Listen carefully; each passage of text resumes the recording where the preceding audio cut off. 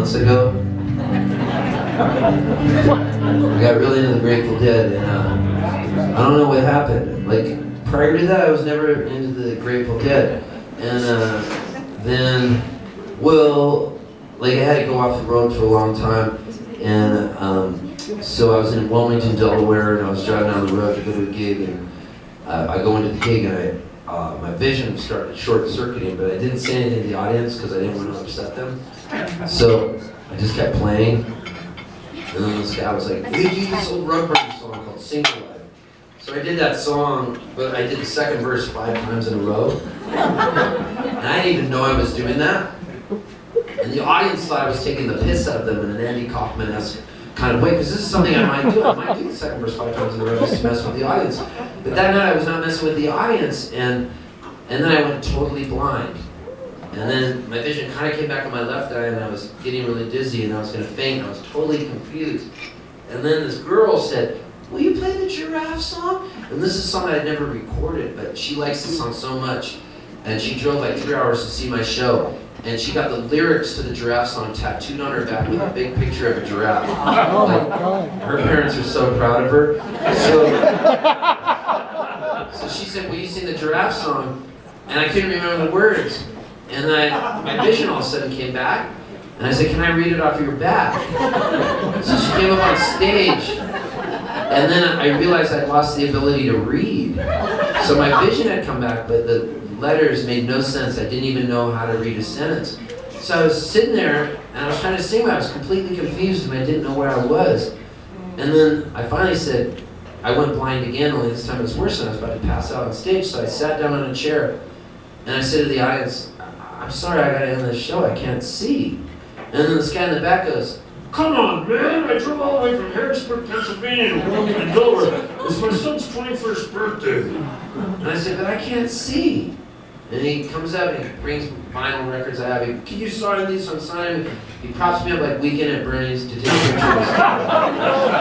I don't even know what's going on now. And so then my vision kind of comes back through my left eye, but it's all blurry and I can't really see. So I'm looking like this, and then there's this couple there, and I say to them, listen, I gotta get out of here. And they go, what do you mean you gotta get out of here? I go, I don't know, I've gone blind, but I need to drive to Charlottesville because I have a show in the morning. And it's raining bad, I guess, but I should be able to see through the keyhole in my eye.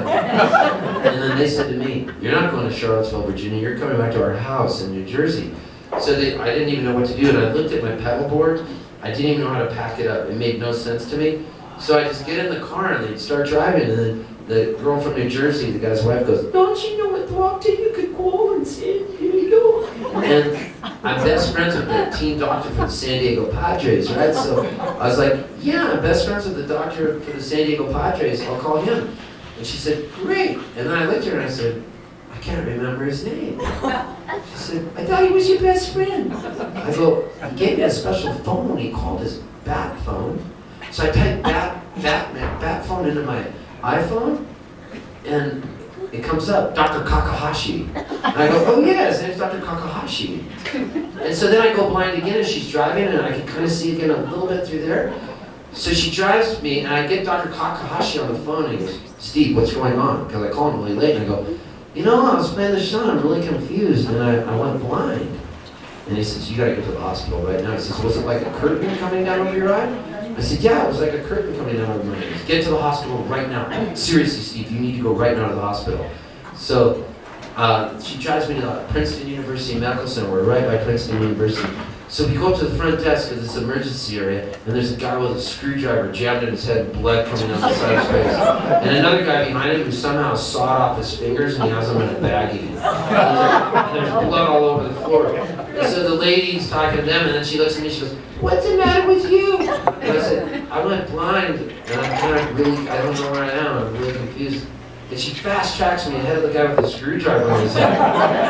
And then immediately rushes me and she says, we gotta do an MRI of your brain. So earlier somebody told me it might be an ocular migraine, that might have been why I went blind. So they go to put me into a tube to do this thing, and then the guy says to me, we're gonna put you into this tube, but you might freak out, you're gonna be in there in an hour and a half. We'll give you some Valium. And I go, you can't give me any Valium, I've been sober 10.5 years, if you give me Valium, I'll probably relapse and get like a bottle of Jack Daniels and an 8-ball of Coke, and I'll be directly naked in the middle of an intersection. And then he goes, calm down, Charlie Sheen. So they wheel me back out of the tube after an hour and a half, and then they wheel me back into the emergency area, and then this lady comes in the room, and she's from India. She's like from Mumbai. And she goes, Mr. Poltz, I'm Dr. Navy. I'm the head of the neurology department here at Princeton University.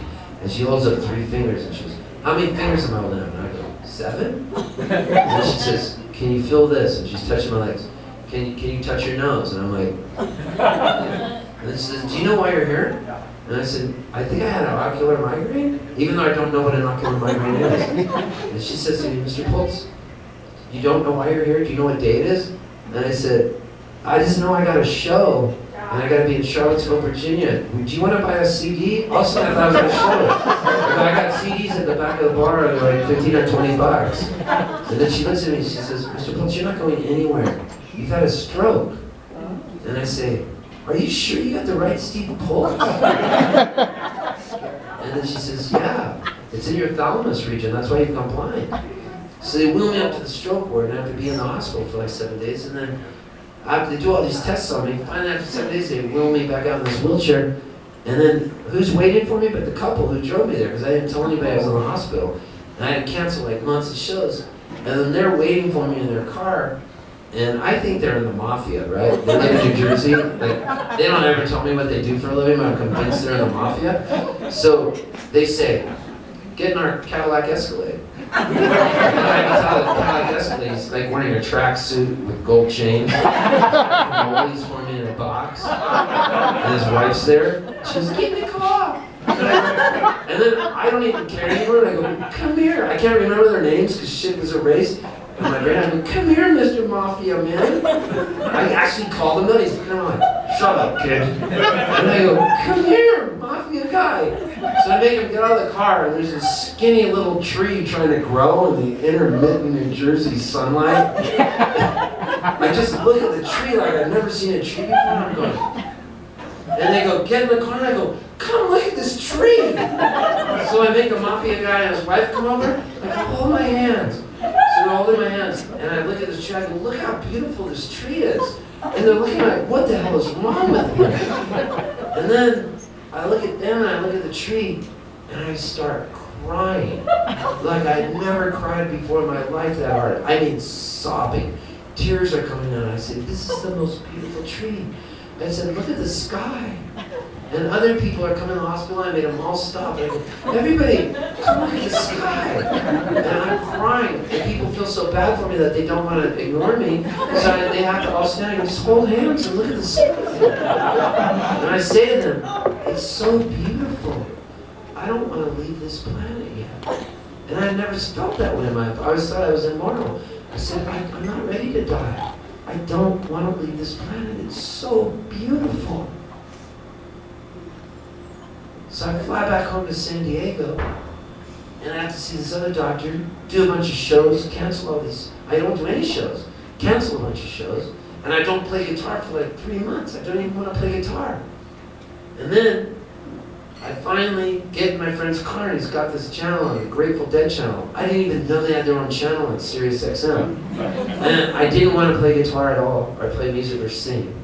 And then I hear this song coming out of the speakers, and I was like, whoa, this music totally makes sense to me. Who is this? And he goes, it's the Dead. And I go, I hated them before this. Something shifted in my brain, and all I've done for 10 months is listen to the Grateful Dead. Like, I don't even want to hear anything else. It's almost like an episode of Lost, where the guy goes, you've got to get back to the island, Jack. And then switch around. Like something shifted from the stroke, and I've gotten totally into the Dead, and the lyrics of this song just touched me. They're written by Robert Hunter. So here it is.